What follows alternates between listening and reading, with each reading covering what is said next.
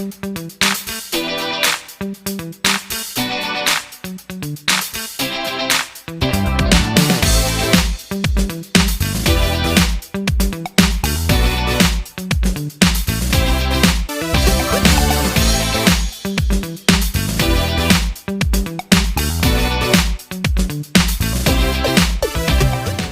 guys, welcome back to my YouTube channel. Berjumpa lagi dengan saya Sinta Bella, tentunya masih di channel Sinta Bella. Teman-teman, untuk video kali ini aku bakal beropini lagi, berbagi lagi sama kalian, sharing. Kalau kalian tahu video sebelumnya aku berbicara soal tips dan trik bagaimana sih berbicara yang baik, bagaimana sih menjadi speaker yang baik begitu. Nah, kemudian aku merefleksikan, teman-teman tahu nggak sih apa yang dimaksud dengan berbicara dan apa aja tujuannya gitu. Tujuan yang kemudian sudah aku singgung sedikit di video sebelumnya juga sudah aku singgung sedikit tujuan dari berbicara. Nah, maka dari itu, dari konten beropini kali ini aku akan sharing sama kalian, berbagi tentang apa sih yang dimaksud dengan berbicara dan apa aja tujuannya begitu, supaya teman-teman lebih perfect lagi menjadi speakernya nanti, oke?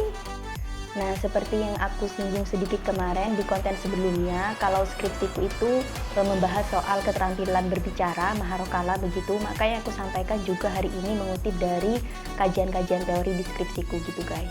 Nah, keterampilan berbicara itu dalam bahasa Arab disebut dengan maharokala. Berbicara sendiri dalam bahasa Arab disebut dengan kalam atau al-takallum begitu. Nah, sedangkan definisi dari berbicara itu sendiri secara umum yaitu kemampuan mengucapkan bunyi-bunyi, artikulasi atau kata-kata untuk mengekspresikan, menyatakan dan menyampaikan pikiran, gagasan dan juga perasaan. Nah, yang perlu teman-teman garis bawahi di sini ada 3 hal, yaitu pikiran, gagasan dan juga perasaan. Yang menjadi ketakutan teman-teman kan selama ini ketika di forum itu bagaimana ketika nanti apa yang aku sampaikan tidak berbobot begitu, apa yang aku sampaikan itu tidak ada isinya begitu, memperhatikan dari kita kurangnya baca gitu. Biasanya teman-teman yang cenderung insecure untuk menyampaikan pendapat dan pemikirannya itu karena dia sadar diri bahwa dia nggak pernah baca gitu, gimana nanti kalau apa yang aku sampaikan nggak ada referensi, nggak ada landasannya dan nggak berbobot begitu. Nah, sejatinya berbicara itu tidak melulu tentang konten-konten yang berbobot teman-teman. Itu bisa kita dapat, bisa kita lalui ketika kita sudah belajar berbicara yang kalau orang bilang itu berbicara yang nggak berbobot gitu, yang enteng-enteng saja begitu.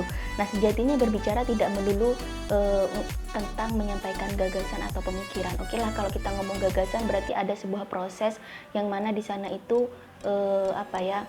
hasil dari refleksi kita dari bacaan, pandangan dan juga realita begitu, makanya di situ perlu ada alur yang begitu panjang sehingga muncul sebuah gagasan begitu.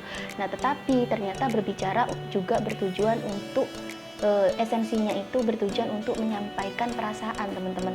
Jadi perasaan gitu. Jadi teman-teman kalau memang takut berbicaranya itu nggak berbobot, tapi untuk belajar menyusun kata-kata, artikulasi yang pas, itu ya kita ngomong tentang perasaan aja gitu.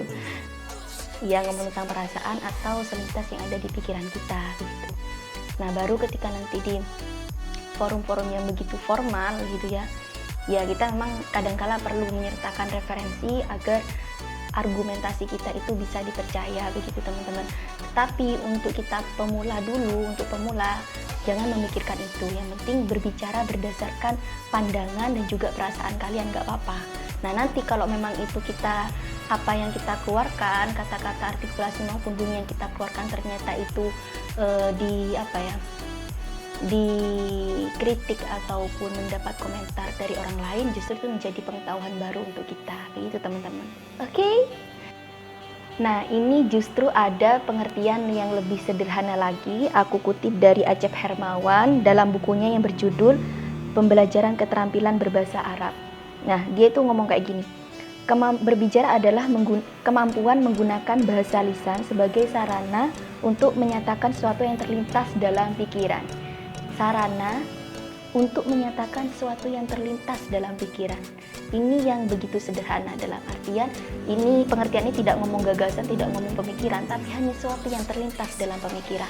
Nah, dengan begitu, dengan kita menyampaikan apa saja yang terlintas dalam pikiran, di situ kita sudah berbicara dan belajar berbicara dengan baik gitu teman-teman. Ini untuk pemula aja gitu, untuk pemula ya. Kalau untuk pembicara yang profesional di forum-forum yang bergengsi ya memang perlu menyertakan apa ya yang aku bilang tadi di depan gitu. Jadi nggak usah takut salah dulu gitu loh maksudku. Oke, barusan aku sudah mengupas sedikit tentang pengertian berbicara, mulai dari berbicara yang berbobot dan juga yang hanya terlintas di pikiran. Teman-teman, sejatinya berbicara itu adalah menyampaikan apa yang kita pikirkan dan apa yang kita rasakan. Jika kita sadar bahwa kita berbicara di forum-forum yang kemudian itu apa yang keluar, bunyi-bunyi dan juga artikulasi dan kata yang keluar dari mulut kita akan diperhatikan, maka sebelum kita berbicara kita akan mempersiapkan itu gitu. Dalam artian ketika kita sudah prepare, jadi ketika kita ada perasaan takut, gimana nanti kalau aku nggak bisa berargumentasi, gimana nanti kalau aku nggak bisa sumbangsi ide dan gagasan, maka karena ketika kalian sebelum di forum itu sudah berpikiran seperti itu gitu ya, sebelum kalian tag video misal membuat konten sudah berpikiran seperti itu, maka kalian juga akan ada upaya-upaya untuk belajar dan membekali diri gitu, bukan kemudian insecure dan menahan diri untuk tidak berbicara begitu. Kalau kalian pengen benar-benar bisa berbicara ya memang harus pukul dulu gitu. Nah, sekarang aku akan menyampaikan tujuan dari kalam atau berbicara yang dikutip dari buku yang sama, yaitu ada 3. Yang pertama, memberitahukan atau melaporkan, to inform.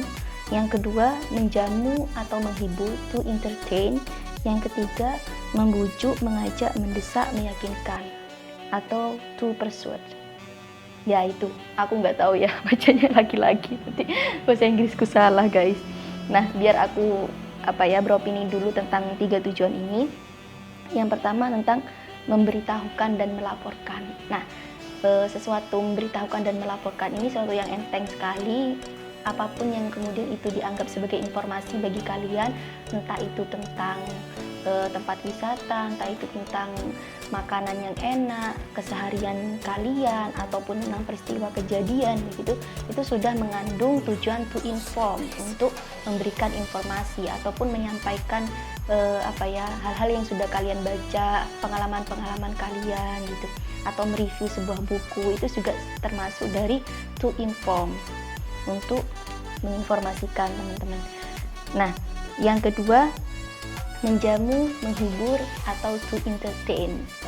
Yang bisa aku contohkan yaitu itu loh, stand up comedy. Nah, kayak gitu, itu berbicara untuk entertain, untuk menghibur. Atau juga ada konten-konten YouTube yang memang tujuannya untuk menghibur gitu. Kalian berbicara sekonyol mungkin di depan teman-teman yang kemudian menimbulkan guyonan, menimbulkan candaan, itu juga to entertain, untuk menghibur. Nah, yang ketiga, untuk membujuk, mengajak, mendesak, dan meyakinkan. Nah, ini biasanya terlintas dalam sebuah iklan, terus juga dalam konten-konten yang sifatnya itu memang untuk membuat mereka, ayo dong percaya sama aku, apa yang aku omongin gitu. Membujuk untuk supaya mereka berbicara atau mengajak untuk melakukan sesuatu gitu. Itu namanya dia ada tujuan yang ketiga ini. Seperti yang aku contohkan kemarin itu ada di kontennya Najwa Shihab begitu. Nah, teman-teman, dan juga Shirley, kalau kalian tahu perempuan milenial, ada Shirley, dia sering memberikan video-video motivasi, dan di situ dia mengajak untuk kita tuh seharusnya nggak gitu loh, seharusnya gini loh begitu. Nah, biasanya yang pembicaraan yang berbobot ini terdapat pada tujuan yang ketiga ini teman-teman, karena untuk meyakinkan itu kita perlu banyak prepare begitu. Nah, teman-teman, seperti yang aku bilang kemarin, ternyata ketika berbicara, ketika kita sudah memahami tujuan berbicara, maka kita juga akan melakukan sesuatu, mimik, gerak tubuh, dan juga pakaian itu disesuaikan dengan tujuan kita berbicara ini begitu. Nah, itu juga akan mendukung. Seperti kalau aku ingat ya, salah satu pengacara terkenal di Indonesia, siapa itu namanya, Hotman Paris, beliau pernah mengatakan begini, orang banyak tanya kenapa aku pakai banyak cincin gitu di tanganku. Nah, sebenarnya aku memakai banyak cincin ini ketika masuk dalam forum persidangan misal, itu bisa mempengaruhi fokus dari orang lain atau orang yang sedang melawan dia di forum itu gitu. Jadi sebegitu pentingnya memperhatikan segala apa yang melekat dalam tubuh kita untuk sebuah tujuan berbicara begitu teman-teman. Nah, itu aja yang bisa aku sampaikan. Aku tantang kalian ya, dalam konten videoku kali ini aku berbicara mengandung tujuan yang mana? To inform kah, to entertain kah, atau untuk meyakinkan atau membujuk kalian begitu.